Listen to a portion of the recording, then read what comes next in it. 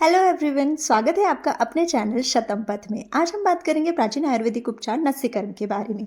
यह पंचकर्म चिकित्सा का एक महत्वपूर्ण भाग है जो सिर, नाक और मस्तिष्क से जुड़ी बीमारियों के लिए बेहद लाभदायक है। ये थेरेपी साइनस, एलर्जी, सिर दर्द और माइग्रेन में तो लाभकारी है ही, साथ में ये मेमोरी और फोकस भी बढ़ाती है। और सौंदर्य लाभ तो इससे आप ले ही सकते हैं। ये आपकी झुर्रियों को भी कम करती है, आपके चेहरे की चमक को बढ़ाती है। तो आइए आप जानते हैं नस्यकर्म कैसे किया जाता है। इसे सुबह या शाम करना सबसे अच्छा होता है। इसे खाली पेट या हल्का भोजन करने के बाद कर सकते हैं। एक शांत और आरामदायक स्थान आपको चुनना होता है और रोगी को पीठ के बल पर लेटाकर सिर को थोड़ा सा पीछे झुका दिया जाता है। उसके बाद फेस की थोड़ी सी मसाज की जाती है। आप कोई भी ऑयल अपने फेस मसाज के लिए यूज कर सकते हैं। फेस मसाज करने का रीजन यहाँ पर यह है कि जो ऊर्ध्वजत्रुगत रोग होते हैं वो कफ की वजह से अधिकतर होते हैं।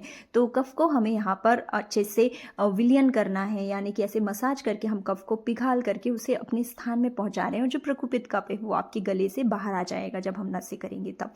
तो इस तरीके की मसाज देने से आपको बहुत ही ज़्यादा रिलैक्सिंग भी लगता है। यहाँ पर हम काफ़ी सारे मर्म पॉइंट्स को भी प्रेस करते हैं। जो आपकी बॉडी में 107 मर्म पॉइंट्स होते हैं वो इंपॉर्टेंट पॉइंट्स हैं, उन पर प्रेशर देने से आपकी बॉडी में बहुत सारी बीमारियाँ भी ठीक होती है और आप काफ़ी रिलैक्स फील करते हैं। तो ऐसा करने के बाद आपका कफ पूरा विलीन हो जाता है और आप कान पे भी इस तरह से मसाज देते हैं तो काफ़ी रिलैक्स लगता है, नींद बहुत अच्छी। यहाँ पर कई सारे औषधि तेल, औषधि घी भी हम यूज़ करते हैं नस्य के लिए।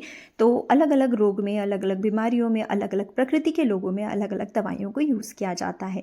तो इस तरह से मसाज आप घर पे भी ले सकते हैं। जब आपको पेशेंट को हम नसें करने के लिए घर पे बोलते हैं तो इस तरह की मसाज के स्टेप्स को फॉलो करें और ये मसाज आप खुद से भी इजीली कर सकते हैं। ज़रूरी नहीं है पूरे यही स्टेप्स फॉलो करना है, बस हमारा इंटेंशन है कि हमारे चेहरे पर अच्छे से स्निग्धता हो और हमारा कफ जो है वो अच्छे से मेल्ट हो जाए।